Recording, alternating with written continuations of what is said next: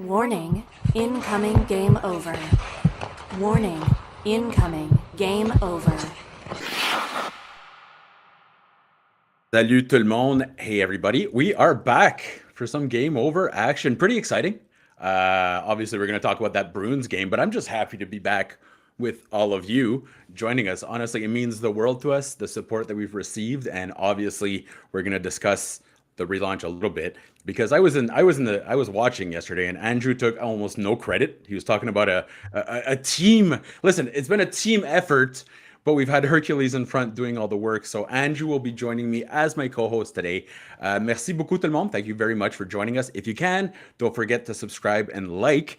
And we're going to talk about a whole lot of things today. But first of all, Andrew, how's it going, buddy? I'm doing good. Am I allowed to do flex now because we did the Hercules? I can Right? just show it Absolutely. You can do if I was you, I would absolutely be wearing like the thinnest spaghetti strap. You know the ones that like the bodybuilders wear at the gym, just with like the thinnest strap on just to show, all them muscles and whatnot. But obviously Andrew did a lot of great work this summer. I'd ask you what your secret is, Andrew, but let me guess, you just didn't sit on the couch the whole summer? No, I sat on the couch a bunch, but I did get quite active. But frankly, the secret is partially drugs. I diagnosed with ADHD. You heard him, kids. This wonderful thing called Vyvanse has allowed me to get some control over the perpetual snacking that I did for my entire life. I was just a person who, if I'm bored, I'm gonna have a snack. It's like that's how I dealt with my boredom. Impulse control, and I made a commitment to get more active 2 years ago because I just found that I was playing with the kids and not feeling good. So Oh yeah. Very quickly too. That's the issue. Yeah, and you realize you're getting a little older and your body's not Mhm. recovering the way it used to, and I had to make a change. So it took a while, and then all of a sudden things kicked into high gear. Having extra time from not being employed probably helped. But yeah, it's been a crazy stretch here where I've been probably working on myself and this business more than I've ever worked on anything, and yet not making money during that time. So it's been stressful but fun. And here we are, and we get to watch Lane Hutson. There you go. And you're betting on yourself just a little bit like Lane Hutson is betting on himself. Obviously, I'd like to get some reactions from all our fans right now. So we got Marco and we have Claire. Hi, Claire. How's it going? Adam is here too. And obviously, all our regulars, if you can, do me a favor, spread the word. Let all the Habs fans know this is a good spot to come talk hockey. And the first thing we're going to talk about today, hey, listen. Okay, the Habs lost. And I was seeing some pretty harsh reactions on Twitter, I feel, considering back-to-back games. Listen, the Toronto Maple Leafs, I'll do like corner gas. I might have to spit on the ground before I say this, are a very good team. And the Boston Bruins are a very good team.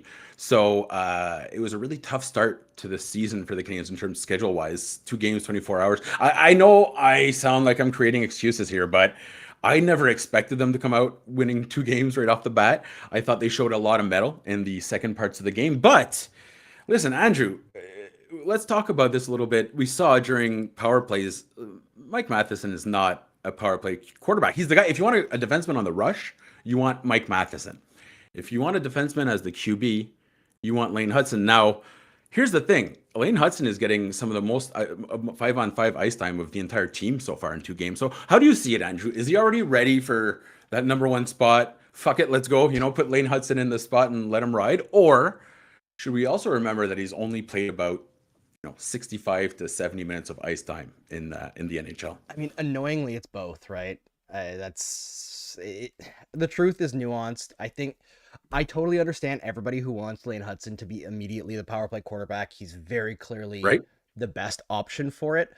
But I also am not necessarily against him having to earn it. And I know some would say he A little bit. already has. And maybe that's also true. But He hasn't earned it, but if it's a meritocracy, yes, then he's your guy. right. And that's kind of the difference, right? And I believe in the meritocracy thing, but I also think that Lane Hutson's very young, and Mhm. it's not going to hurt him to wait a little bit to unlock the offense. Like I also want to see Lane Hutson stunting on people constantly, all day, every day. It's super fun. It reminds me of PK Subban's rookie year, where he came in and Yeah. it was immediate. everyone knew that was paying attention. He was immediately the best player on the team. The playoffs. Remember when he jumped in the playoffs and he was the best player, my God. essentially? Like even like those first 2 games against Philly where he got the call up before I forget All-Star break or something, or maybe it was in Olympics in it would have been 2009 because that was the year that he joined for the playoff run. But 2010, sorry. So yeah, it would have been the Olympics. It would have been Sochi. But anyway, or Vancouver. 2014 was Sochi. Sorry. Too much time has passed and my brain has melted. I've slept like a handful of hours the last 4 days. But my point is, I get the urge to put the crown on Hutson and give him the power play and let him run with it. And the power play is pretty bad. So I also get that. But I mean, is it though? That's back-to-back games with power play goals. That's true. They're a little bit frustrating. They've scored power play goals in 100% of their games this year. And that's a stat. That's true, Mark. The preseason doesn't count. So as stats go, that's a statistic. It is a statistic, but yeah, I get the impatience, but having grown older now and not being the young kid who's like, put Subban on the top pair, there's no harm in letting him have to earn it a little bit. It's not like the team is going to be a contender this year. I think these first 2 games, you mentioned they're tough teams, but also it's a bit of a wake-up call that numbers in the preseason don't necessarily translate. The possession numbers at 5-on-5 have not been strong these first 2 games. Nick Suzuki specifically has had a really tough start to the year territorially. Yep. Got outplayed against Toronto by just a gigantic margin. Yes, that whole top line was rough against Toronto. They got the goal and then not much else. But I think Caufield's looked pretty good. Slav has looked good at times. Doc looks rusty. So it's 2 games in. We don't need to be making sweeping judgments, but also Lane Hutson's going to win the Hart Trophy this year. Okay, I disagree. I absolutely disagree. I think at most a Norris and possibly a Lady Byng. Like we're gonna set the bar pretty low when it comes to Lane Hutson. Listen, I understand it's the puck movement that, and I've watched Lane Hutson I think more than most. Yep. The amount of puck movement that he does, he is a goaltender's absolute nightmare. And the reason why is they're resetting 45 times per power play. That's why Lane Hutson, when you watch him in the NCAA, when he was walking the line there, by the way, something he would never be able to do in the NHL, he's doing it. He does it with ease. With ease. Remember last year he bag skated Dave Perron until Perron was kind of like, all right, that's it. Like, I'm not getting bag skated by a rookie. Do your thing. And then obviously Slafkovsky scored his 20th goal this season. But here's the thing. The reason why he's shuffling left and right, it's not just because he put his fancy pants on. It's to force the goalie to constantly do adjustments. That's why those wrist shots from the point tend to go in, or they were going in when he was playing in the NCAA, right? And that's why he creates those second chance opportunities. So I don't even know if it's Lane Hutson that has to be the answer here, but puck movement is clearly it. And we saw it last night. That Slafkovsky, Kirby Dach, and Cole Caufield play. That's exactly what you need. Quick passing. And what they did there, which they didn't do tonight, was for the first half of the power play, they were really putting all the focus on getting the puck to the guy in the slot. Remember, Brendan Gallagher got a chance and Nick Suzuki got a chance right off the bat in the power play, right in the slot. And as soon as the defenders started to draw into Nick Suzuki, that opened up that passing lane in the Royal Road. They took advantage of it. They were not doing that tonight. There was just very, very little puck movement. And I don't think you need Lane Hutson to solve it. You just need to be a little more creative. Yeah, now, you can't Marc put everything was at the mentioning foot here, of Lane, right? he's a rookie. Can Yes. that's the other part too. Like I understand, yes, he is like the bar's been set so freaking high that he wouldn't be able to get in if it was a roller coaster. You know what I mean? Like he's at this point we're relying on him to do a little too much, and I don't think saving the power play is 100% on Lane Hutson. And I also do respect that Martin St. Louis, to a certain extent, is giving his rookie a little time to wet his toes, you know, in the icy waters of professional hockey. So, as Marco mentions here in our Marco Larabi in our chat, saying he had the best possession numbers by far. Yeah, like close. Tonight, the Habs were getting absolutely trounced, and Hutson was right up there around 50%. Like overall, which means relative to the teammates, he was far and away the best defenseman. I didn't check the stats at the end, but to me, he was far and away the best defenseman, probably the best forward, although I do want to give some praise to Brendan Gallagher. Yeah, he was fantastic. And you know what? Also, Kaden Guhle. I know Guhle Nation is strong here. Kay is in the chat. I saw some people before we were live pumping Guhle Nation. Also, shout out to Liz Hood, who's in the chat. Nice to see her. Nice. I don't know if you know, Absolutely. but Quebec, Liz is actually living in Quebec City right now and coaching some kids and breaking into the hockey world like we all knew that she would as soon as we met her like the first Superstar. time. She's a superstar. Oh, Yeah, absolutely. So, for those of us, I got asked when we announced the people who were gonna come, that they were asking about Alyssa, and saying like, oh, like, did something happen there? What was the working relationship like? It's not about a personality issue. Trust me. If we could get Alyssa back, it would be done tomorrow. It's just that she is moving on to different things. She finished school. And that's She's great. getting full-time gigs. She can't handle adding extra part-time work right now. So we love her, and we will continue to support her in every little thing that she does because she's a superstar. Absolutely, absolutely. I'm a huge fan of Liz, and that's kind of the point, right? That's kind of the other side of Game Over. If for example, and we're not doing it out of being gracious or anything like that. It's because a lot of these people have a ton of talent. There's just not a ton of opportunities out there. So I assume Kay will kind of follow in those footsteps as well. And it's just fun to actually see talented people that get a chance to kind of flourish a little bit. And we couldn't be more proud of her. This is 100% Liz just being kick-ass. So I absolutely love seeing that, and that's what you want to see in this industry. Is you want to see the best people rise to the top, and that's what's happening with Liz. Now, let's talk about Guhle real quick, Andrew, because I want to get into that Gallagher thing, and I honestly believe I'm so sick. Actually, you know what? We're gonna switch it all around. We're gonna talk about Gallagher right now. People need to stop mentioning Brendan Gallagher in the same breath as Josh Anderson. Please, now, yes. Josh Anderson scored tonight. Great, Yeah. but they're not even close to being the same people, Andrew. Yeah. Like in terms of overall impact, there are leagues of difference between Josh Anderson and Brendan Gallagher. Yes, 100% agree. And this is something that I think both of us have been on this side for a while, but having not been able to be around streaming for the last half of last season, we haven't been able to say it as much live on stream. But yeah, Gallagher, some parts of his game have deteriorated. You know, with age, with injuries, for sure. There's times where his shot power is just not there anymore, yeah, shot power is not there. You know, when shifts get over 30 seconds, he looks a little bit bagged out there because he just gives everything every second of a shift. Yeah. But man, the guy never gives up. He continually finds ways to contribute, elevates most lines that he's on still. I'm not willing to throw in the towel on him, and I know that the cap hit is higher than his actual value to the team right at this moment, but it's not so out of whack that it's a problem. And I think people need to start realizing that even though he might be not playing as big of a role anymore, Brendan Gallagher, as he is right now, is like a $4.5 million a year player. He's doing a lot with his ice time. He is. And he's not complaining. You know, he had that stretch with the injuries where it really seemed like he was just miserable. And I get it, you know, having gone through a fair amount of injuries this summer myself, trying to get in shape and stuff, you get more respect for the fact that, you know, remember when, who was it who had an injury and they just wouldn't go away the other year? It might've been Kirby Doc, where like there was all this mystery about what the injury was. When you get an injury and you don't, was the thing ended up being like a foot infection or something there? What was that again? Who was that? That was Kirby Doc. That was Kirby Doc. It was a weird one, but it always happens. And I remember with Andrei Markov too, where he would get that knee injury and he'd be, you know, rehabbing it and then have a setback and everyone gets frustrated. But those compensation injuries that aren't necessarily the same thing that's injured, but it's like because you're compensating for that injury while continuing to rehab it, you injure something else.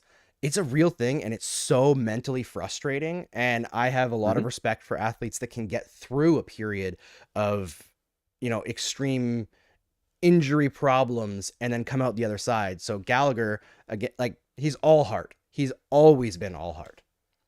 Yeah, and literally a guy who gave us blood, sweat, and tears there, you know. But I will say this, because I just feel like they shouldn't be tossed in together. You know, when you talk about the issues in the team, yes, ideally he wouldn't be making 4.5 for the length, but right now you are getting value out of it. Now, I will say this, Josh Anderson's looked fine as well. I'd actually say he's had a little bit of extra pep in his step. I'm not going to go ahead and start the whole, oh, he's back thing again, because too many people tried to do that. What I would say in Anderson's case is expect the least and be happy when you get something. You know what I mean? Like, you don't want to look a gift horse in the mouth right now, because his production had crumbled to the point where, it was genuinely a huge issue. Right now, he's actually playing fairly well. So I understand, especially in a rebuild, right? You want to get these, like, get out of here, Matheson. Even though I will say this, Matheson was easily one of the best offensive defensemen last year. He was great on the power play. I know everyone complained, but he produced more points than anyone has since Andrei Markov. Yep. Let's dig in on Matheson and Guhle in the second period here. Before we do, though, I got to shout out Hyperdrive Hockey. This show is so cool, and we are only seeing the beginning of it. There's another episode. The second episode comes out tomorrow on the Game Over Network Hub channel. So go check that out. Subscribe. Maxime Van Hout, Montreal, born and raised. Or no, not born and raised. Sorry, he's from up north, actually, I believe.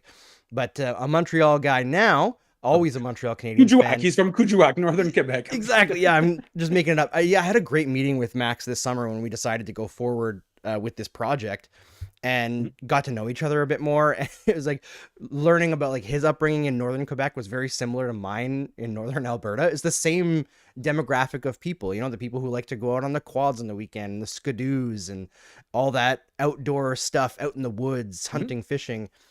So we have a lot in common. And, Daff is so smart and so engaging.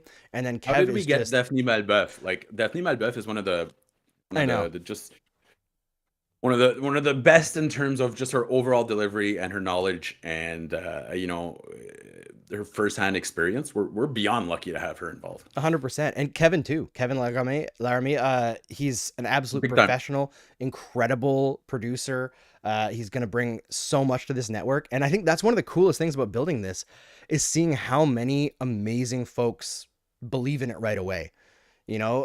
I've had to pitch this to a lot of people, but the people who applied, I didn't really have to. They were already in just hearing the broad strokes.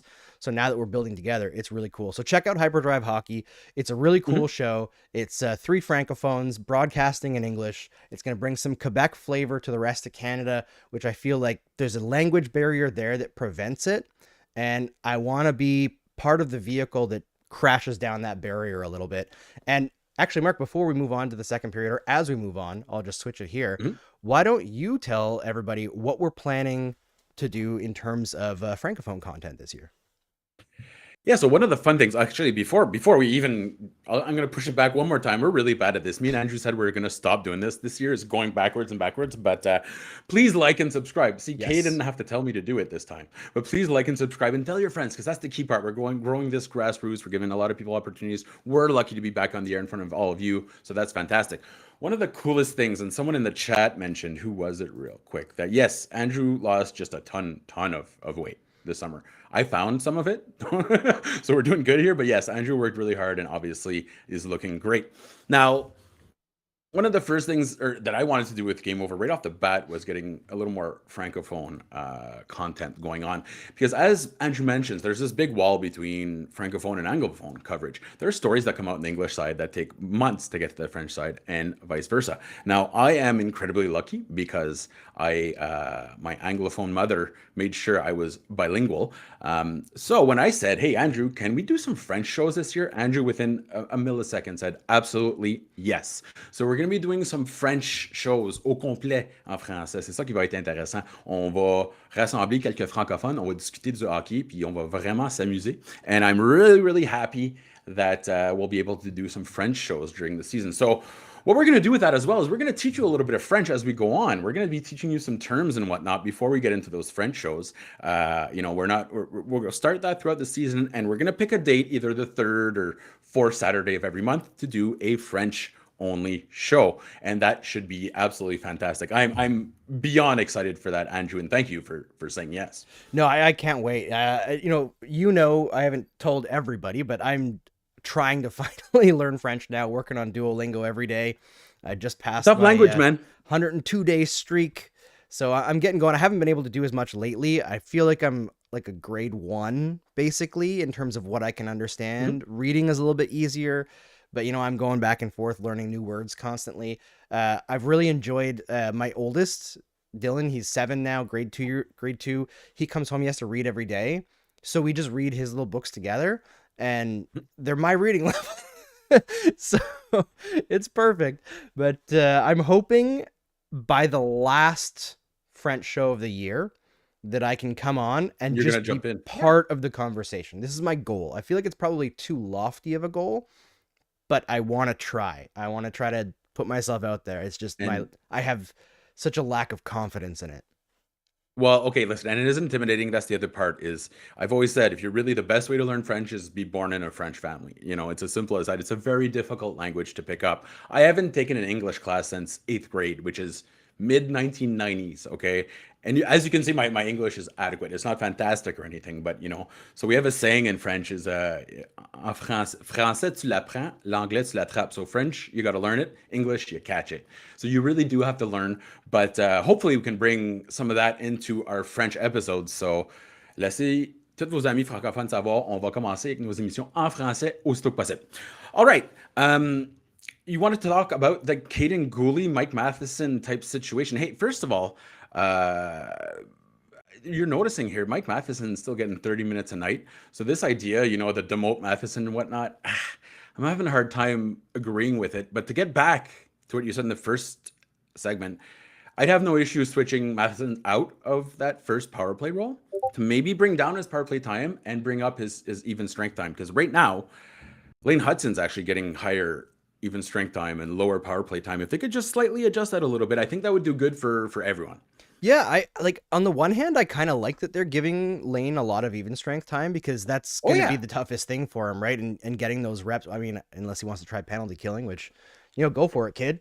With that shiftiness, all he needs to do is get the puck. That's what I think people don't understand about Lane Hutson, that think that he's like too small. I know we're supposed to be talking about Guhle and Matheson, and I'm going back to Lane Hutson, but he's just we said we so wouldn't smart. do that this year. I know. All right, so Mike Matheson, here's my take on Matheson. I feel like you and I are pretty aligned on this, Mark. I totally understand the frustration because when he's up there as the last man back, he has like these brain farts where he has options and he's like, I'm just going to shoot it. And he'll try to shoot through 4 people or he's a rush defenseman. That's what him staying in one spot blows his mind. It's just, it doesn't compute. He doesn't like doing it. But at the same time, I feel like he is effective enough that the frustration looms too large in our evaluation of him. And he's still trying, like he's being put in a situation that he's not made for. Like Mike Matheson is a very good number 3 defenseman, in my opinion, who happens to have like the best cardio in the NHL and be in the most amazing shape. And by the way, is like an absolute inspiration because I wish that 38 minutes a night. Oh my God. He's unreal, and there are times where there was a point in the game tonight where he blew a tire and created a 2-on-1 for the Bruins. And it was right after the goal that made it 6-4. And Justin Barron played the situation really well and angled his guy off, but Matheson got back in the play after falling like right down to his stomach. Hutson that the 3-on-1. That wasn't Hutson that when they no okay. Nope. In my notes I had put Hutson, but listen, I was distracted a little bit. Maybe I'm wrong, but I thought it was Matheson because he got up and he was like 15 feet he comes behind. Back in the play caught. Immediately. Yeah, that's the good part. His ability to recover is incredible. His ability to hold the blue line also is super underrated. So there's things that Matheson brings that are very, very good, even if there's things about his game that are really frustrating. So I think I view him as, not a long-term piece, but a great guy to get them through this rebuild and maybe stick around for a year or 2 after that when they're like ready to compete in a slightly smaller role, but as a guy who they can pump up to 35 minutes in a playoff game. He's a Jeff Petrie that doesn't know how to play defense. Basically, yeah, a little bit more offensively dynamic. Different style, but in terms of impact there, like he's a guy he's eating up all your minutes, playing way above his pay grade. Listen, last year, go look at all the defensemen that had 60 points and more. There's one of those that's not getting paid $10 million a year, and it's Mike Matheson. I really understand that Hudson's gonna be great, but I hate one of the things that we've always done in Montreal is we eat our own. Yep. And right now we're cannibalizing Matheson to prop up Hutson, but we don't have to.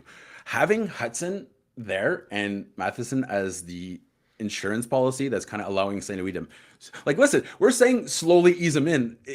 Hudson's been thrown to the wolves, like, essentially, in the sense 100%. That he's been given way more ice time than most rookies. But I would just avoid really criticizing him too much because, again, he's being asked to do way too much, as you point out. Ideally, third pairing guy, and he's getting what, $4 or $5 million a year? Yeah. he's not a highly paid defenseman, you know, like he's not making that much more than That's David mid Savard. second pairing money. Yeah, it is. So exactly. he's a guy that, like, yeah, there's holes in his game. He's not a perfect player, but I really enjoy watching Matheson play. I think he produces, you know, great moments basically every single night. He produces frustrating moments as highly well. entertaining. He is wildly entertaining, and he seems like a great dude. He does the Francis Bouillon shot in the shin pads. Yeah, it is frustrating. Every time. It is frustrating when he does stuff like that. I get it. Because it's just because Hutson takes those situations and he exploits them, right? So as opposed to being confined, like when Matheson, it closes down to him, it's get rid of it. When it closes down on Hutson, what he's seeing is not the closing down. He sees this is opening up. Yep. Right? Like side to side. So it's just, we're going to get there at one point. Hudson's going to be playing 30 minutes a game. He's going to be running the first power play unit. Just right now, I wouldn't worry too much. Like if this was a situation where they had signed Thomas Caberlet because they're desperate to get a guy on the power play, which happened, by the way. Yeah. I'd say get him out of here. But, and the other side is, I like the idea that there's a guy from Montreal, a francophone as well, playing for the team. That's absolutely fantastic. And I was thinking about that today too. Even Samuel Montembeault, what a great story. Oh my God. Because like, the NHL record in game one. And Matheson kind of got almost disrespected by the Penguins at the end there. It was one of those like, oh, okay, he sucks. So, but Montembeault was essentially signed by Berkshire, and I will maintain this, to help the tank. He was 100% going to be, making it. Well, I don't know if that's true or not, but I had a feeling it was essentially get a warm body in here. And that year they ran him ragged. Remember, he had his bad wrist. Yep. They ran him ragged. And the next year, all of a sudden, he's pretty darn good. And now at 27 years old, he's starting to be pretty darn good. And this is another Tsigod chez nous. Well, maybe not Tsigod chez nous. It's another guy from our backyard that was this close to being cut out. And especially during the COVID years where everything was complicated. Samuel Montembeault, to me, is just an amazing story, right up there with David Desharnais. We always talk about getting the francophones or the people from Montreal here. And you have two guys in Montembeault and Matheson that fit the bill there. I understand it's Mike Matheson's also an Anglophone, but hey, he speaks French. He's from here. So does Samuel Montembeault. And that's very important to me. You know that. But I really feel we should celebrate Montembeault a little bit more than, I don't know. It's almost like we're surprised every time. But at this point, we should almost think that Montembeault is, he might be in the running for the Olympics for Team Canada. I feel silly saying that. But if Binnington continues to throw tantrums all the time and Montembeault keeps playing better, he'd be a great choice. Yeah, I honestly think Montembeault right now is a better goaltender than Jordan Binnington, just mentally. Okay, yeah, absolutely. My 6-year-old nephew is mentally better than Jordan Binnington. Yeah, when you're playing on the international stage, you can't afford to have a guy who's going to have a little temper tantrum and start trying to clock guys with the goalie stick.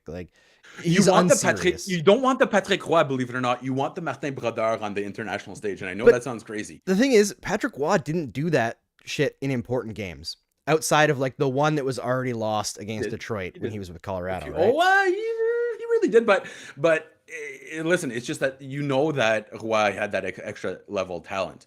Binnington doesn't have that elite level of he had that really good year. Anyways, all this to say, a guy they claimed off waivers is now in the running to be the best goaltender in Canada. And set a literal NHL record in game one of the season. It's an incredible story. We don't talk about him enough. And it feels like everyone's so ready for Jacob Fowler to be the goalie of the future that they're just ready to It's a Hudson situation all over. Yeah, and I get it, because I'm also there. I also think Jacob Fowler is the goalie of the future. But Sam Montembeault continues to say you can't look away from me. And you can't, because he keeps on proving it. Absolutely.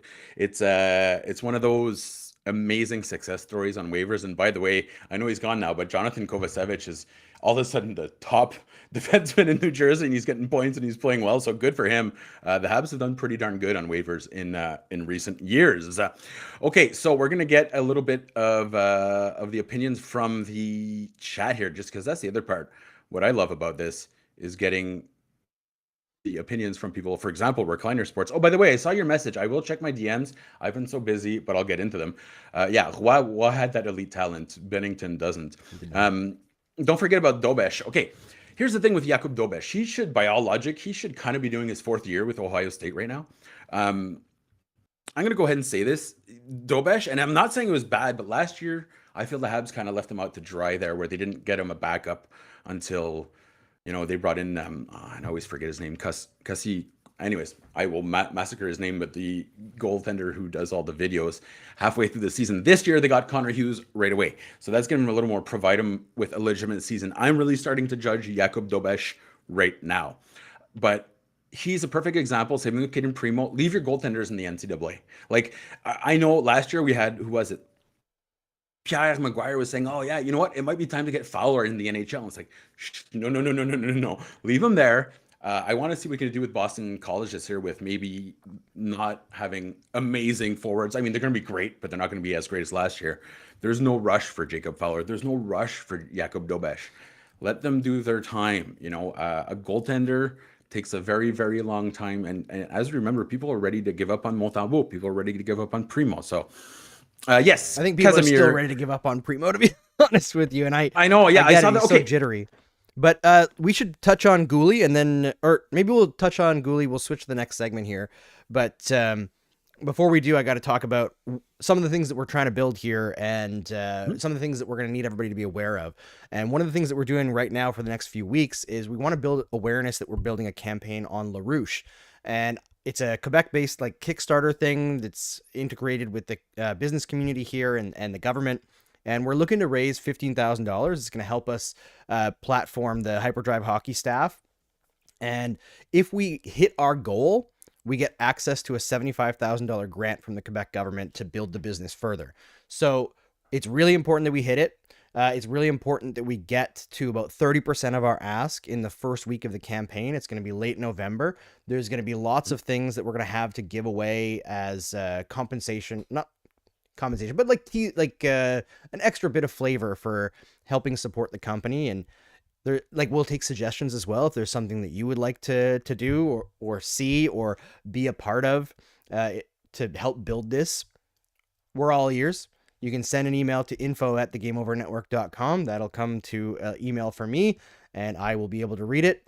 I may not get back to you really quickly because I'm working 16-hour days right now and trying to be a parent. He really doesn't work a lot. He's super lazy. It's pretty crazy. But there's lots to look forward to. So keep an eye out for that LaRouche campaign. We're going to probably make some videos behind the scenes as we're building it and kind of give you a clue as to what it's going to look like.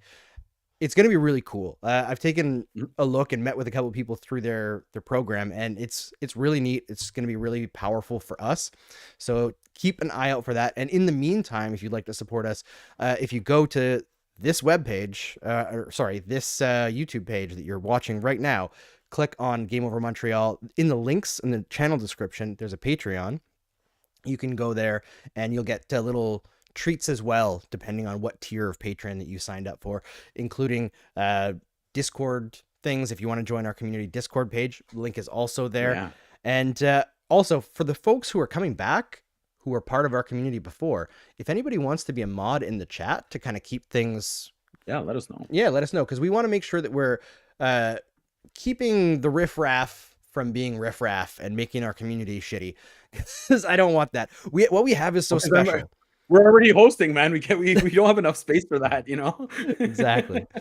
All right. I'm going to shift to the next one here. And real quick, and I will add to this. This is the goal here is, again, through these creative grants, when I was giving voices that maybe don't have an opportunity to shine, a chance to really spread their legs and get an in the industry a little bit. Sorry. Spread their legs. I said spread their legs, okay?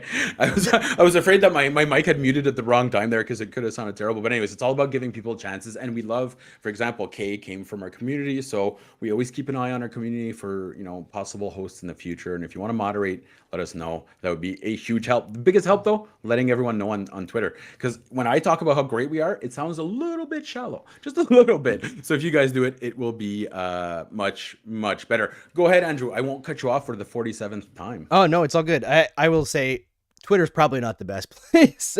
It's helpful because that's where a lot of like the hockey community is. But if you want to share it on another social media, it's probably going to be stronger. Unfortunately, Twitter doesn't really have the click-through rate that it did when Mark and I were building Habs Eyes on the Prize. Elon Musk has kind of destroyed it.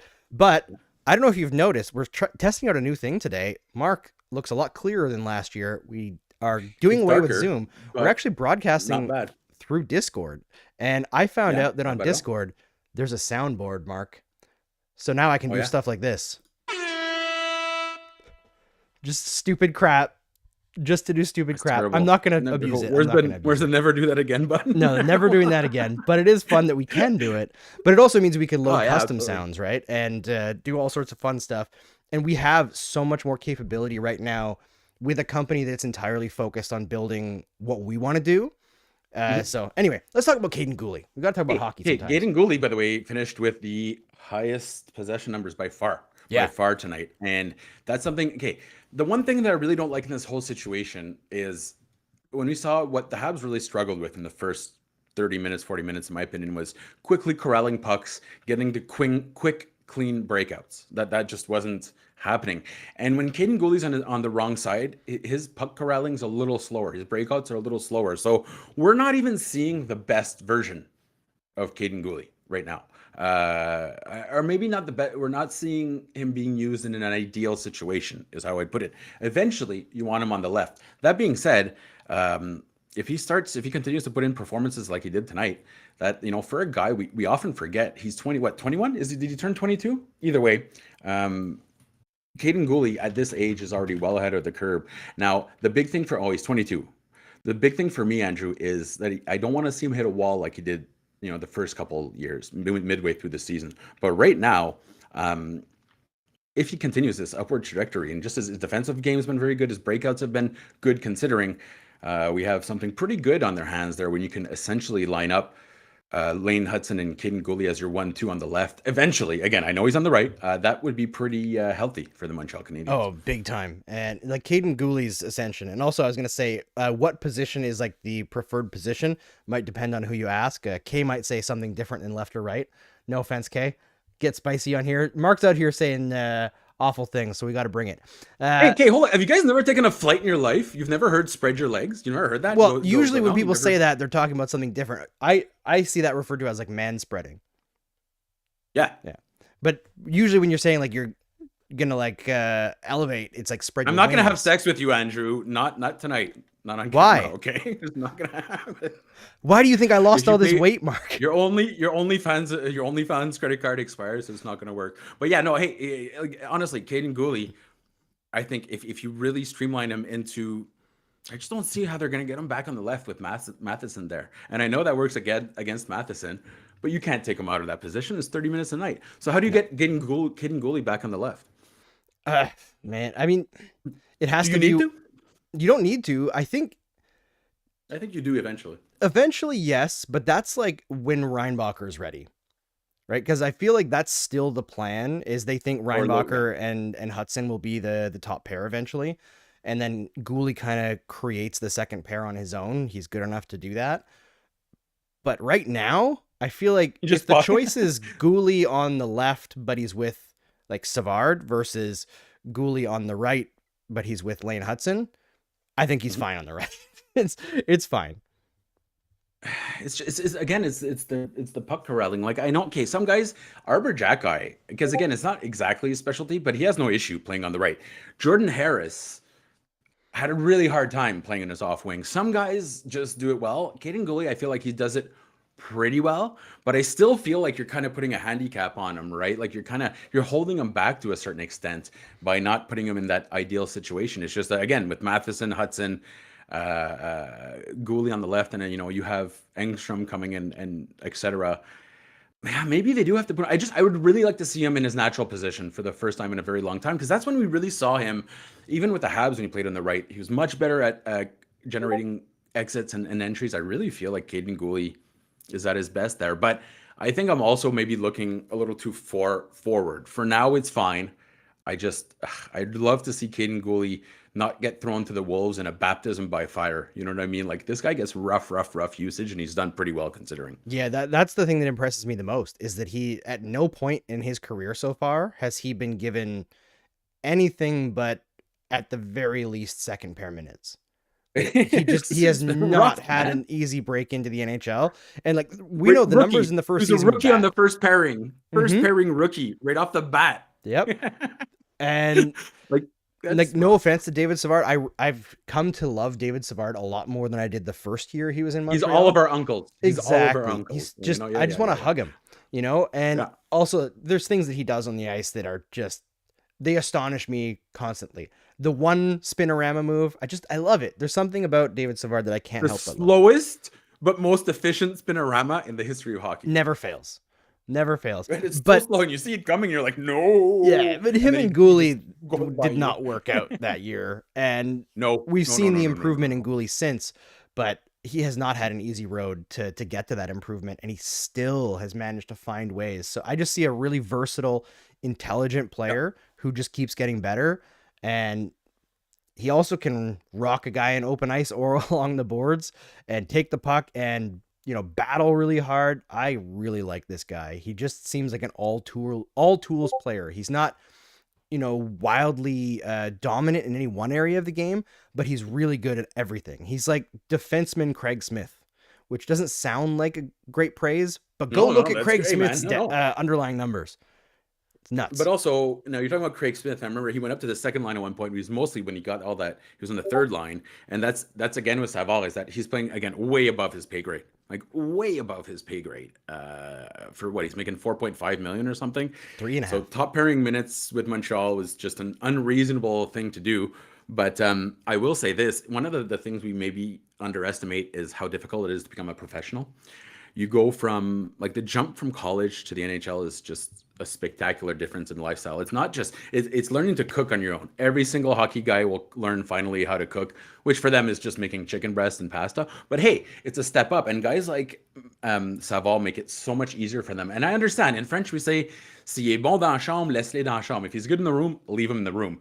But I think right now, David Savard is playing a very, very crucial role in terms of mentorship. And Andrew, this is something we used to laugh at when we were a little bit younger. But now that I've seen the workings of the locker room and kind of spoken to the players and seen them come up, I understand it a little bit better. I think I've gotten a little more wise when it comes to the impact of having, especially with the Canadians, they have, it's essentially like he's their chaperone at all times, right? Like he probably has to buy the beer for half the guys when they go down to the States. So I will give David Savard his fair due. He's important more than just what his numbers would say. Let's put it that way. His impact goes beyond that. 100%. I mean, anytime if you've ever worked in a situation where there's bad leadership, you understand how important leadership is. And it's not about like one person standing up and being like, I'm the guy that makes sure everything happens. It's about being there in the moment, being there for people above anything else, supporting your teammates, whether it's at work or in a sport. Like there's a lot that happens behind the scenes from a leadership and management perspective that influences what happens on the ice. And I think that's one of those things that it's hard to know what's really happening, because as much as we say like media has access to the locker room, like they don't, not the real locker room. The real locker room. We've never been in the real locker room. Exactly. No. And you will never actually get that kind of access aside from like a tiny glimpse in a documentary like what the Canadians have on Crave right now. And that's packaged in a way to sell a certain story, right? I haven't seen any of it. That was the most lukewarm. That was like taking the salt off a Ritz cracker and calling it a steak. That was just, anyways, we won't get into it. But here's an example. Okay. Carey Price was always known as the calmest guy on the ice, right? Mm-hmm. Locker room, calmest guy. And then one year, it was after Tampa Bay, and I'm pretty sure they had just been eliminated by Tampa Bay in the playoffs. And we were waiting to get in the room, and all the people line up like zombies. We're kind of just like waiting, like, quotes, give us quotes. And then the doors open and we walk in. and you could hear Price absolutely, like, he had a hockey stick in his hand and he was going nuts, just absolutely, going full McSorley with it. Let's put it that way, smashing things left and right. And that was like the eighth time I'd seen that or I'd heard that. And really, the real Carey Price is incredibly passionate. He hated losing, but we had that perception within the locker room where it's all calm. So yeah, we don't get the real players, what we see in the locker room. And don't forget, in a scrum, you ask one question, that's it. You're done, right? So, it's not a real conversation either. I honestly feel at this point with the Canadians, with the amount of media there, it's so difficult to actually get a good story out of asking one question in a quote. Very difficult. Yeah, it's just to suit what your needs are for an article, right? A lot of people go in Give there. me my quote. Yeah. They So ask for something specifically that they can slot in, which is just the workflow that they have to deal with the they have no publishing choice, right? They don't have a choice. You can't. There's no back and forth. Yeah. So it's just the way it's built doesn't function anymore. That's kind of why we're doing what we're doing. We're trying to do something different. But yeah, you'll never see the full aspect of somebody's personality, right? Somebody had mentioned, I forget, I think it was Mike McIntyre in Winnipeg. He was talking about Connor Hellebuck. He had a shutout in his first game, and he had some personal stuff that he was going through. Family member, I believe, that was sick or something was going on. That's the other part. They're humans too, eh? Yeah, and he was asked about like what the shutout meant to him after he missed a bunch of training camp preseason stuff, and he like teared up and he talked about it. And it's like, my immediate reaction to that is like how brave and like open for Connor Hellebuck to share that part of himself, because it's tough. You're doing that in front of possibly millions of people, and it's hard. Like, these players are not wired to be out in the open like that unless they're a guy like PK Subban. There's some more like that, like Cole Caufield maybe, but even then you're getting the happy-go-lucky part, not the worst part. And like, I remember when you told me that story about Carey Price the first time, and it didn't surprise me at all, because as a person who struggles with anger myself, I looked at Carey Price and the calm shield that he puts in front of himself throughout his career, basically since 2009 when we got swept by the Boston Bruins there, and everybody put it on him. He was booed in, I think, game 3 or 4, maybe it was 4, and he did the Patrick Waugh, and he was crying in the press conference after. And I think in that moment, Carey Price learned that he couldn't show all of himself in Montreal. And you know what he started doing after that? He started putting, when you go into the locker room, and also he'd get crowded, right? Me and Carey Price agree on two things. It's better to be hunting and fishing at all times. And you could tell this guy wanted to be hunting and fishing. Like, I'm looking at my fishing rods right now thinking, I love all you guys, but I wish I was fishing right now. From that year on, Andrew, from that exact point, he started putting his pads in front of him. And then he had a box. So he'd go on the box and he'd put his pads so that people would actually give him like more than 2 inches of space. Yeah. And that's where the separation with the media and Price started to happen exactly at that point. And that's too bad. Like, it makes me sad that was the situation, but at the same time, like that, like creating, like he has the calmness there, like in game, it is there, but when things go wrong and you're overwhelmed and like the emotions are high, the angry outbursts don't surprise me at all. The amount of pressure that goaltenders deal with, especially in Montreal. I still think, we talk about Sam Montembeault, and right now what he's doing on a team that isn't really competitive per se is really impressive. But the focus on the goaltender in Montreal since at least Patrick Waugh, when the team is competing and wants to win, I don't think there's a position in hockey, at least, that has the mental demand of this market on a goaltender, especially with the lack of offensive firepower the team's had for decades. Maybe the GM, maybe. Like, there's Obama, there's the GM of the Canadiens, and there's the goalie of the Canadiens. Those are the three most stressful jobs, is president and... But you know what, though? The GM can deny access to the media if they don't treat him with like kid gloves. You're right. And Price can't. Like, to a certain extent, yes, he can stop going out there, but they will whine and complain until he has to. Max Pacioretty stopped doing. Yes. Max Pacioretty stopped talking to the media as a captain. As captain, yeah, that doesn't fly. And PK Subban was there every night. But hey, listen, as much as I defend PK, we both know he's never had a camera he doesn't love, right? Of course. PK Subban, yeah, absolutely. And I'll tell you. Sorry, should we do some questions after you finish there? Yeah, we're gonna get to the end there. The first time I ever asked a question was after it was to Subban, and I asked the worst question possible, and everyone kind of let me do it because I was the rookie. And He did me a Crosby-esque type answer. My question sucked, but he turned around and he gave me exactly what I needed. And everyone's like, "Oh, good question." Worst question I've ever got in my life. Okay, so so what we're gonna do is we're gonna focus obviously on everyone in the chat on the fourth or fifth segment. We said we're gonna keep it to half an hour. We're at what 50 minutes now. Yeah, we went But long. We always go long. I'd like to, yeah. Oh, we'll always go long. Exactly. I'd like to get a little bit of the impression from people here. Hold on, I saw a pretty darn good comment right up here. Let me just go find it. They want us to figure out which dog Lane Hutson is. Lane Hutson's a whippet. Have you ever seen a whippet? Lane Hutson is an absolute whippet because they corner faster than greyhounds. They have endless energy and full speed. Now, I'll say this. In terms of positioning, he's a rover. He's not like an LD or RD. I really think. And so as Recliner Sports mentions, Lane Hutson kind of plays on both sides of this thing. He is a rover. And like that was an old position. So when hockey started, rover was the position. And you could go literally as the word says it, right? So Lane Hutson needs a kind of a guy, a Savaldez guy that'll recognize it. I saw today Kirby Dach recognized him jumping into the play. So Habs players will get better at recognizing that Lane Hutson doesn't have a position. Yeah, Lane Hutson can handle every position. See, we're doing Game Over After Dark again. This is true. Oh God, I would have Lane as a border collie. Just the pure agility and the ability to kind of orchestrate plays. Right, he's kind of like shepherding everybody. Border collies are psychotics. Yeah, they're just way too much energy. No being should have the energy that a border collie has. Have you ever seen them though, like when they do the drones and they show them bringing the sheep into the pen? Yep. Border collies, like the way oh my God, yeah. So yeah, you're right there in terms of just overall, it's his way how he controls the flow of the sheep or of the players right now. It's incredible. And every single thing that people said, listen, I had scouts in my DMs constantly saying, "Stop hyping Lane Hutson. You're gonna look like an asshole."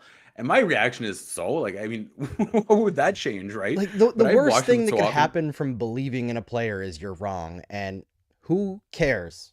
Like being wrong is okay. You learn something. The people that can't admit they're wrong are the people you can't trust, right? I'm wrong all the time. But Lane Hutson is doing all the things he did in the NCAA at the World Juniors, and he's doing it in the NHL. So every single person that jumped into my DMs and told me to calm down, so far, quite wrong. And listen, we're not going to expect him to go point per game, but 4 games, 4 points. I believe that's also a record for the Montreal Canadiens in their first 4. Anyways, I'd have to look it up, but he's up there with the records in terms of his most production from a defenseman in his first 4 games. So yeah, he's sick. So far, so good. We don't need to couch it anymore. It's very obvious he's going to be a very, very good player, unless something crazy happens that stops it. We got a couple questions about Oliver Kapanen.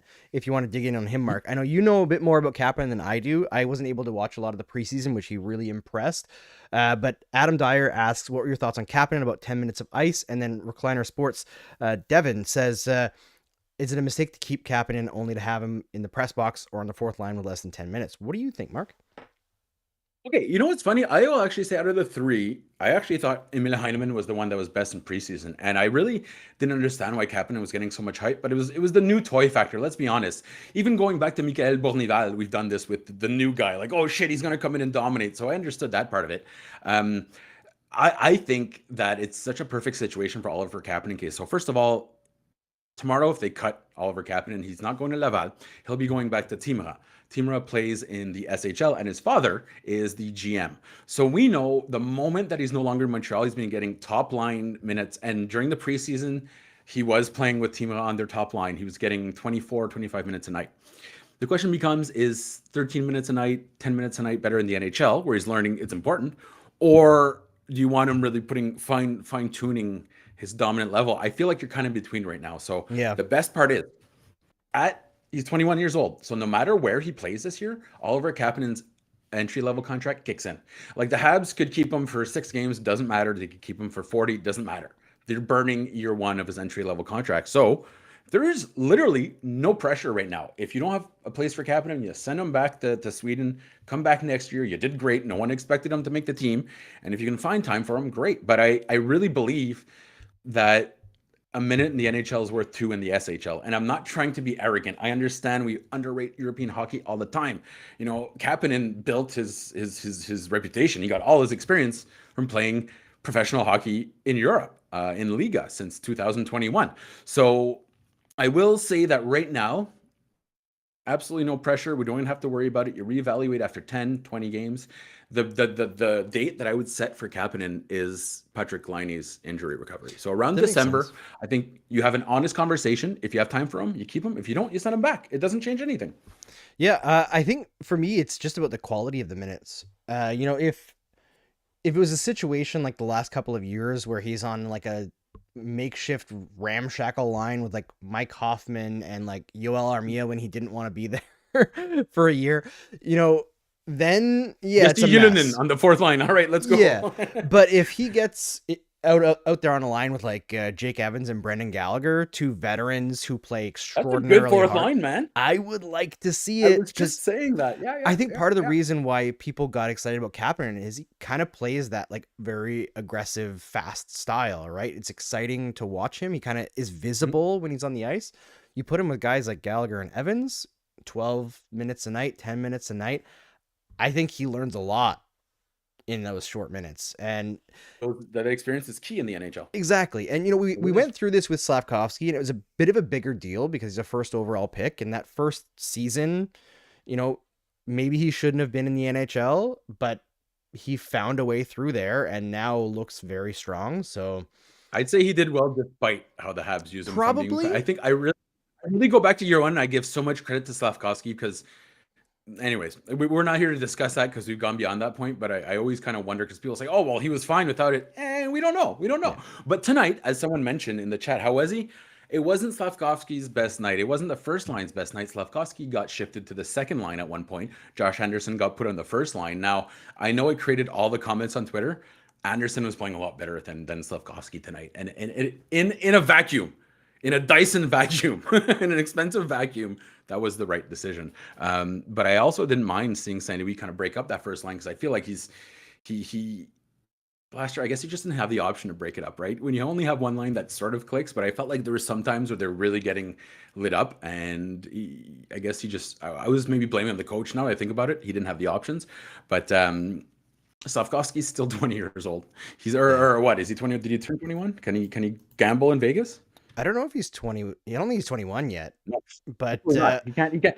Savall would have to buy his booze in Vegas. You Yeah. know? So you're right, Slavkovsky. But what I did like, Andrew, what I really did like, we saw it at the end of last year. Slavkovsky's generating controlled entries into the offensive zone. It's no longer Nick Suzuki, the only one doing it. Hudson's doing it. Slavkovsky's doing it. And we saw Slavkovsky do it in game 1 and in game 2. And that's really important. If he can drive the play, that will absolutely open up things for his line mates. Yeah, and I know that, I don't mind breaking up the line that hasn't been working for 2 games. They're going to put it back together the next game anyway. Absolutely. But Yeah, I think the fact that like Slavkovsky was the one who was dropped kind of gave the impression that he was the reason that the line hasn't been so strong so far. Suzuki has probably been the guy that struggled the most. Suzuki has really struggled. And I feel like Well, I remember compared to what last we're year used to, he though, started right? slow as well. And then it was around like November that he kicked in, and it was this immediate change and he became like superstar Nick.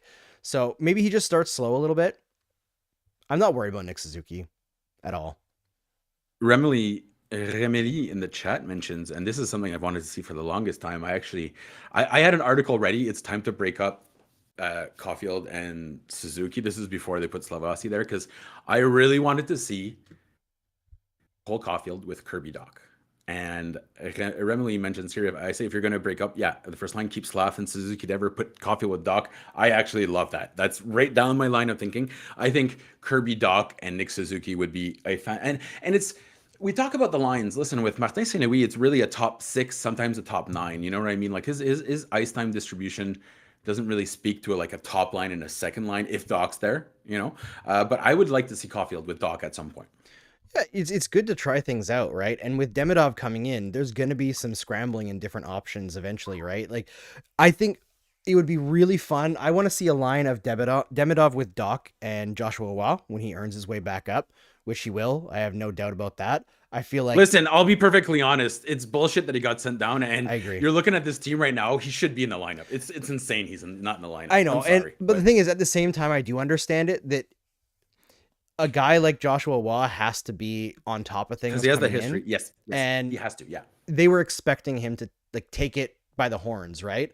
And he didn't in training camp, so it's a little, a pushback, and he's he'll the kind learn of a guy lesson. that if he's not scoring, he doesn't look great because he's an anticipator. He's ahead of the play. So if the play doesn't get to him, he kind of looks lost out there. That's it. Like it doesn't look good when he doesn't have the puck, basically. Yeah. All right. Last question of the night.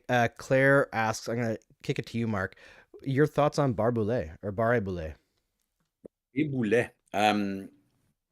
I think he was better than all the guys that we had just talked about in camp.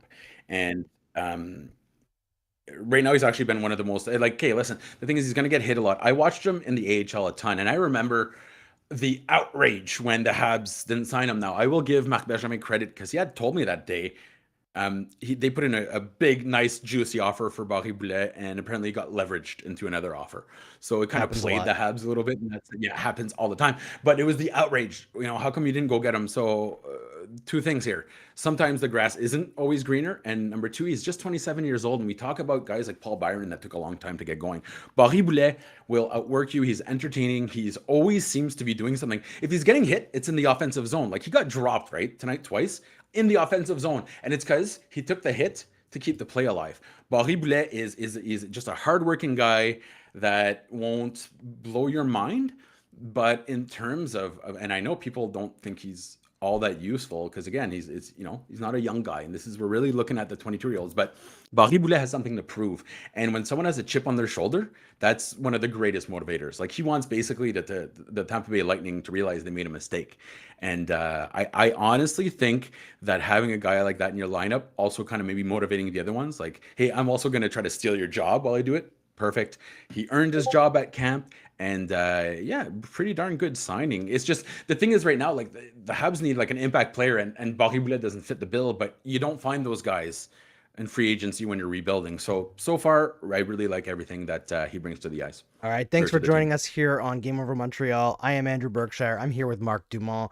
We're going to be live after every single game. You'll also see Kay Imam joining us, and also probably Conor Tomalty from the Daily News. He'll jump on once in a while, I'm sure. We're going to have a lot of fun this year. We're going to bring in some cool guests as well.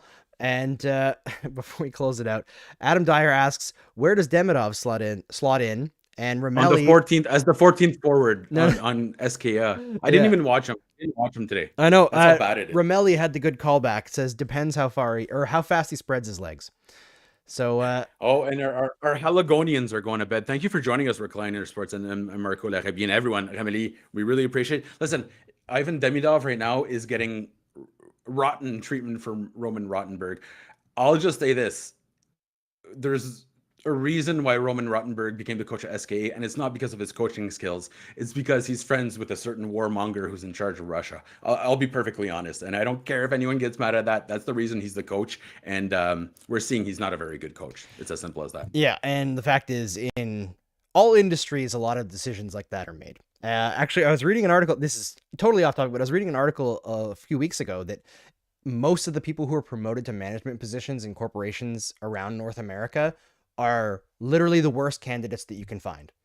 It's people who are just interested in moving up, not about managing, and they don't understand what they're doing, and that sucks. It ain't who you know, it's how you grow. I want to stop with these references. Honestly, yeah, well, it's a Peter principle, right? They eventually get up to a point where they're useful. But anyways, all this to say, I'm not stressed too much about Demidov because this is kind of what happened with Mishkov. If Demidov doesn't even get here next year, he's still on the same path as Mishkov. So listen, he'll eventually get his ice time, whether the Canadiens pull him out there or not. He's supremely talented. And right now, he's the coach is being pig-headed. That's essentially the situation with him. But it's frustrating, but I wouldn't worry about it too much. All right, everyone. Thanks for watching. SMZ. We'll see you next time. Saturday, right?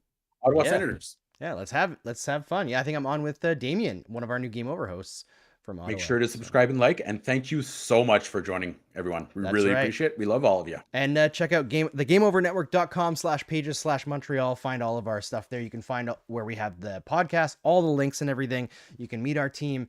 Check out the merch. We have amazing merch designed by Brady from Game Over Winnipeg. It's really cool. Like seriously, it's really cool. And one of our lines is on a little sale right now too. If you want to grab it while it's hot in October, give us a little bump. That would be great. All right. And Do I'm it. gonna put something up on here at one point. It's The been 2 Niedema years thing. now, but I'm gonna get something. Yeah, I'm gonna put something up. We'll figure it out. All right.